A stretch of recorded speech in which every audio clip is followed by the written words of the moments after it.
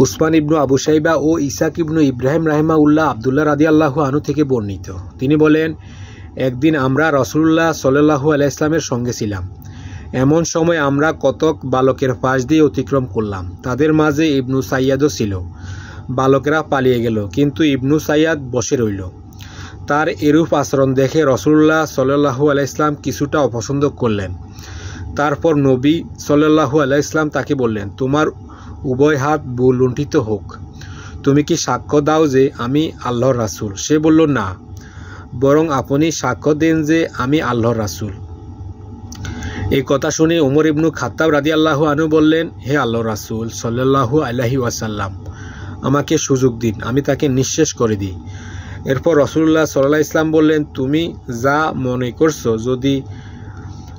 মনে করছো যদি সে তাই দাজ্জাল হয়, তবে তো তুমি তাকে হত্যা করতে সক্ষম হবে না।